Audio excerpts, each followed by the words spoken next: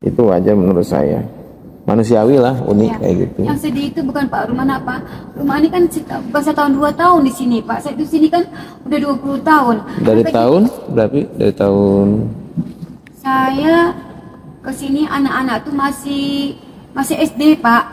oh. Masih SD gitu loh. Saya pindah ke sini tuh anak masih kecil-kecil gitu. Ini boleh dikatakan masih hutan, Pak. Masih waktu itu masih hutan. Ular juga gede-gede banget minta-minta doang di sini. Sampai saya nggak betah. Saya bilang sama Pamsar, udah Dar, kita nggak usah turusin rumah ini. Saya takut di sini. Saya bilang gitu loh.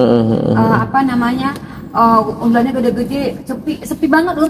Dulu itu kayak gitu. Yang sana itu, Pak, itu. Nah, semenjak apa namanya? Bu Tin Soeharto buka Taman mini, bukan taman mini, apa namanya, kebun binatang, oh iya, kebun buat ke Taman Sari itu. Iya, Taman Sari. Nah, disitulah mulai jalan itu bagus. Ramai, apa kayak bagus. gitu. Pak, kalau rumah ini setahun 2 tahun sini mungkin saya nggak terenyuh banget ya, suka dukanya di sini. banyak kenangan Banyak ya. kenangan gitu loh. Ya. Rumah ini memang dibikinnya dari nol apa gitu loh. Kita susah-susah gitu loh. Tapi kok orang kok tega banget. Gitu ya.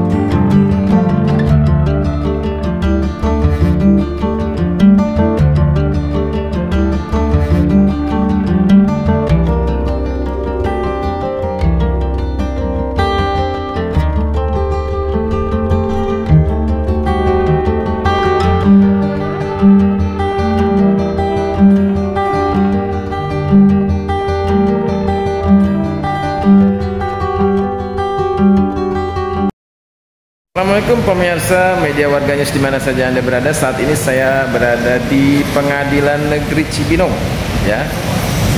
Dalam rangka mengkonfirmasi terkait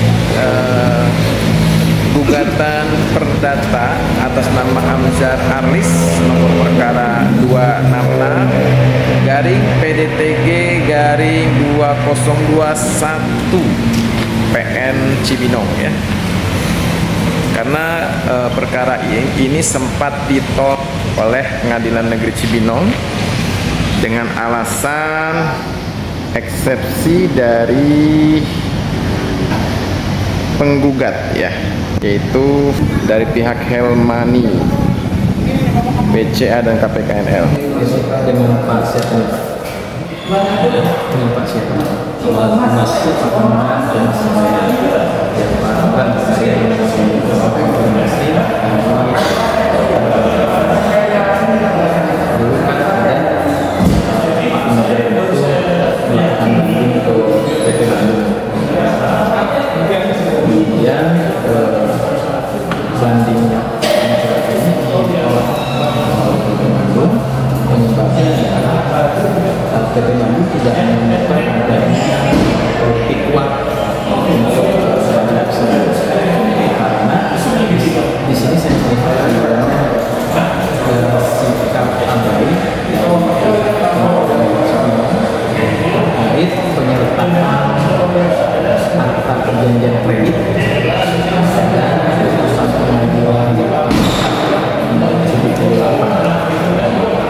Apa sikap abai dari mana? Abai dari pihak pengadilan negeri Cibinong yang tidak menyertakan kredit sebagai bukti bahwa di dalam perjanjian kredit itu diharapkan para pihak itu antara debitur dengan kreditur bila terjadi uang prestasi itu akan sudah bersepakat menyelesaikan itu di Cibinong. Nah, itu tidak dipikirkan dalam berkas permohonan banding Pansa. Dan juga ada putusan pengadilan negeri Jakarta Pusat yang sama isinya sama bahwa mereka sudah bersepakat untuk menyelesaikan perkaranya apabila terjadi perselisihan di pengadilan negeri Cibinong. Nah, itu yang saya lihat sebagai media Kalau mengenai inti dari apa namanya pertimbangan itu bisa dibaca putusannya. Apapun yang dimaksudkan, bukti-bukti surat baik penggugat maupun tergugat dimasukkan itu asal dimasukkan ya di dalam persidangan itu akan dipertimbangkan oleh majelis hakimnya. Ya, itu pasti sudah dibaca otomatis tuh. Nah, dalam perkara ini mengenai putusan di luar pengadilan Cibinong saya tidak komentarin ya. Nah, di sini putusannya di pengadilan negeri Cibinong itu menyatakan bahwa eksepsi diterima kompetensi relatif, artinya pengadilan negeri Cibinong tidak berwenang untuk mengadili itu. Kemudian itu banding putusannya itu menguatkan putusan pengadilan negeri Cibinong ya. Kemudian itu di putusan kasasinya membatalkan putusan pengadilan negeri Cibinong maupun putusan pengadilan tinggi Bandung. Jadi dibatalkan. Itu mengabulkan permohonan kasasi dan permohonan kasasi tersebut membatalkan ya, itu yang terbarukan putusan pengadilan tinggi Bandung tanggal ini itu mengadili sendiri dan menyatakan bahwa pengadilan negeri Cibinong berwenang mengadili perkara tersebut, yaitu menghukum para termohon kasasi untuk membayar perkara. Jadi dinyatakan bahwa pengadilan negeri Cibinong berwenang untuk mengadili perkara ini. putusan kasasi yang Ya, putusan kasasi artinya pengadilan negeri Cibinong ini akan menyidangkan kembali lagi perkara ini nantinya karena putusan dari pengadilan negeri Cibinong maupun pengadilan banding itu dibatalkan oleh putusan kasasi. Dan artinya kalau melihat ininya amarnya begini nanti akan disidangkan kembali di sini untuk memeriksa pokok perkara. Tapi terkait dengan tidak disertakannya pada saat banding itu ada alasan lain tidak? Karena di sini seharusnya kan ada alasan. Ini kan ini ya yang harus disertakan oleh pengadilan negeri Cibinong. Ini apa ini? Ini yang berkas pengaduan ini Hamzah. Nah, itu saya baca putusannya saja. Oh gitu Ya, saya tidak komentarin yang itu ya, bapak milik orang itu. Yang tidak diajukan di situ apa? Ini yang tadi Itu bukti nomor berapa? bukti nomor berapa ya? Pokoknya yang jelas di sini di dalam pengajuan dari pengadilan negeri Cibinong Kota Bandung. Bukan pengadilan yang banding, mereka yang banding. Ya tapi kan batasnya di sini. Ya, di surat kasih lihat dari sini. Kita lihat di surat kasih ini. Ya. Oh ya sudah ada ya. Nah, ini kan tidak ada. Supaya paham toh. Nah, ini kan belum ada. Ini putusannya kan. Oh, mana yang pengadilan negerinya? Oke, ya pengadilan negerinya. Yang katakan ini. Putusan Bandung. Kalau pengadilan negerinya menunjukkan. Ini pengadilan negerinya, ini pengadilan bandingnya. Nah, kita lihat di sini bukti suratnya dia ada nggak dia juga.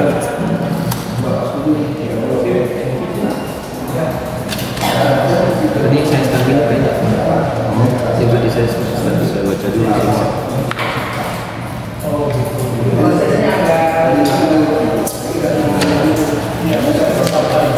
Ini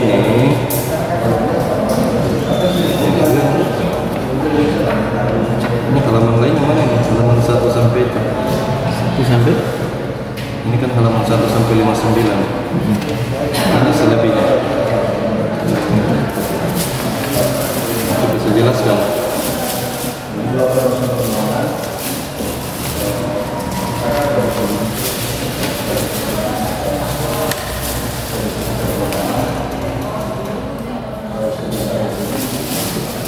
Dikit ya.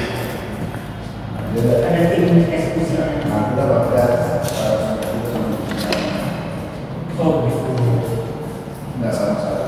Iya, baik. Terima kasih. Kalau udah direncanakan jalan sendiri, tim sendiri, Pak. Dan terakhir kan dia kan bapak mentang itu, dia manggil istrinya, manggil salam, suruh keluar. Dari lo ketika dulu berdua,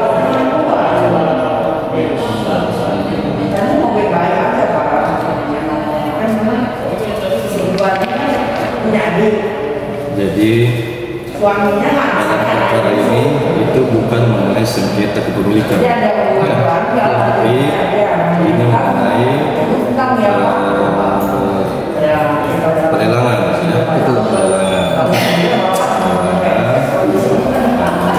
Kalau menurut di sini pertimbangannya karena berdasarkan pasal ini 118 semua pihak itu tidak berada di sini tempat tinggalnya karena berdasarkan 118 tuh. Jadi kalau digugat itu berdasarkan asas itu asas aktorship gitu, forum rei itu semua pihak-pihak itu harus ada di sini. Di Cibinong. Kalau yang gunanya saya jelaskan dulu. Gitu. Itu pihak-pihaknya. Nah, di sini ada perbedaan pendapat dengan penasihat hukumnya. Nah, gitu ya. Itu. Ini sudah diuji. Saya tidak masuk ke teknis ini ya. Ini sudah diuji banding kemudian dikasasi membatalkan putusan ini. Jadi ini mentah kembali putusan ini mentah kembali dan dibatalkan oleh pengadilan Mahkamah Kasasi. Ini perintahnya dia untuk bisa di sidang kembali ke sini, sidang dilanjutkan lagi persidangannya ini. Ya betul sih. Kemarin sudah saya konfirmasi lewat email. Cuma ada putusan nomor 722 dari kasasinya itu. Akhirnya Mahkamah Agung memerintahkan Pn Cibinong untuk mengadili perkara ini yang sebelumnya ditolak oleh Pn Cibinong. Jadi yang membuat saya penasaran itu nanti kan gimana? Ini kan akhirnya membuat perkara ini tidak murah lagi. Jadi si Amzar ini akhirnya keluar uang banyak untuk masalah perkara ini. Padahal ketika seandainya di dalam pengadilan pertama di Cibinong ini dikabulkan untuk diadili di sini, mungkin kan Pak Amzar tidak melakukan banding, tidak melakukan kasasi. Itu kan panjang sekali dari 2021. Gitu maksudnya. Jadi itulah mekanisme dari persidangan. Jadi kita tidak bisa patok bahwa harus dimenangkan di sini Amzarnya, kan? Tidak bisa harus dipatok bahwa harus menang di sini dia, dan begitu kan? Atau dia harus kalah di sini. Nah itulah mekanismenya. Kalau tidak setuju dengan pendapat di pengadilan negeri Cibinong itu ada mekanisme dia ajukan banding. Begitu juga kalau tidak setuju sama putusan banding kasasi lagi. Putusan salah itu dilakukan sebelum sampai di pembuktian. Iya. Sehingga akta kredit, akta perjanjian itu tidak sempat diinikan gitu. Karena putusan salah itu dilakukan sebelum pembuktian terjadi gitu. Sehingga itu namanya eksepsinya diterima.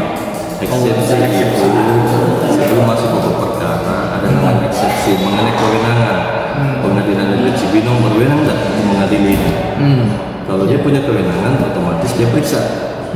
Tapi kalau dia tidak punya kewenangan untuk mengadili perkara ini, nah, otomatis kan dilepas begitu.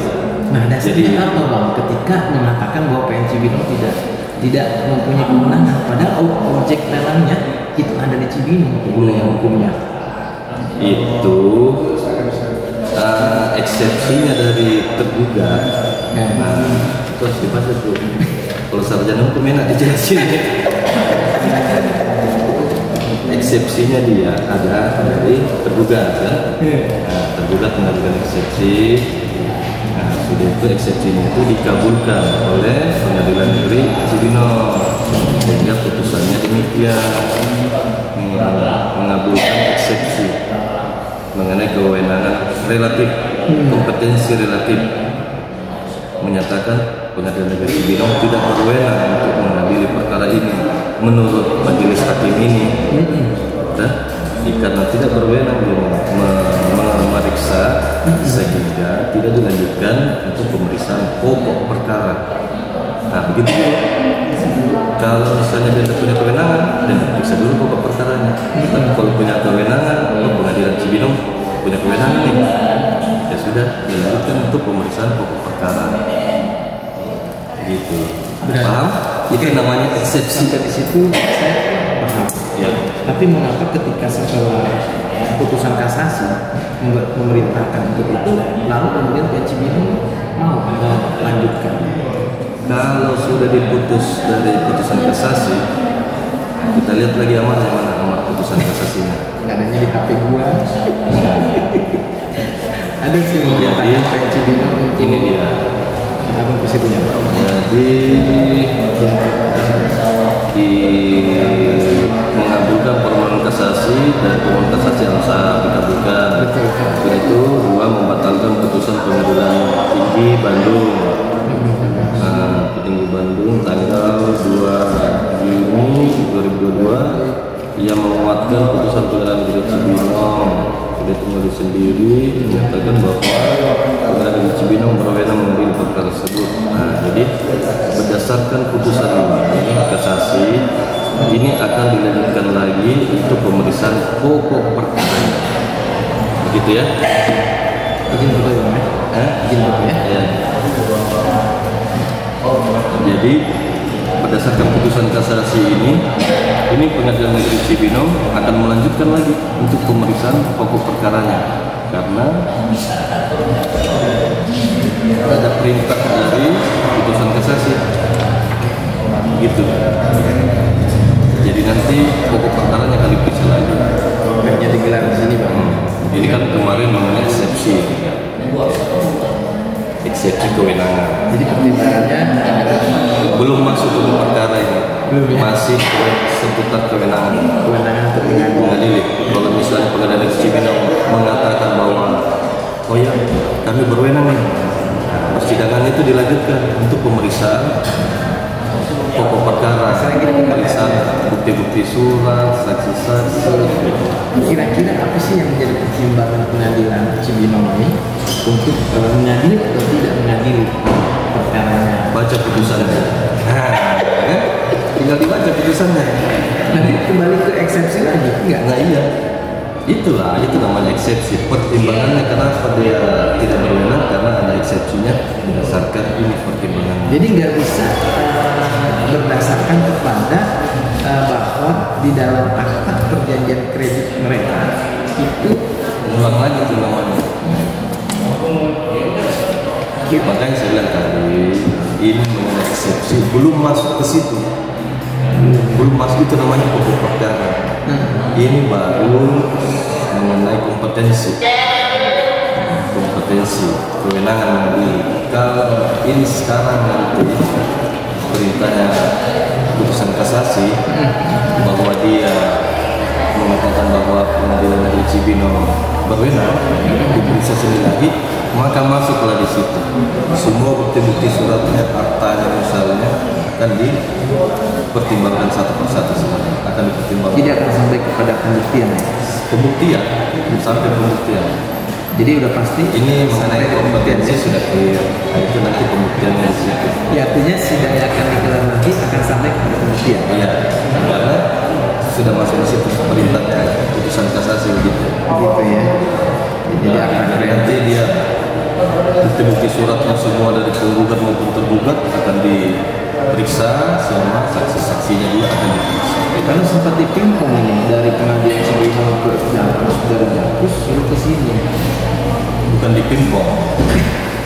itu mengenai kewenangan untuk mengadili ya, mengenai kewenangan. Jadi itu sudah mekanisme dari persidangan. Hakim kan tidak bisa patok bahwa kau harus A, pendapat kamu harus B. Jadi dia tergantung dari kewenangan masing-masing, pendapat masing-masing majelis hakim. Dan itu kita tidak bisa intervensi kan. Oke. Toh juga di sini dibatalkan sama kasasi kan? Ya betul, karena kan artinya gini bang, saya konfirmasi ini kan dalam rangka sesuai dengan undang-undang kehakiman bahwa di situ kan seorang pencari keadilan itu harus diberikan fasilitas agar bisa menyelesaikan perkaranya itu dengan cepat dan murah. Wajib itu. Gitu. Tapi kan ada mekanisme yang lain, tidak harus dia masuk langsung diterima. Ya, kan diuji dulu kan. Jadi ini mengenai kewenangan. Kalau harus 20 juta nih bang, orang itu kan dari dia ya. Itulah sampai mekanisme persidangan. sampai nangis dia begitu dapat surat dari kasasi, saya tukang servis AC.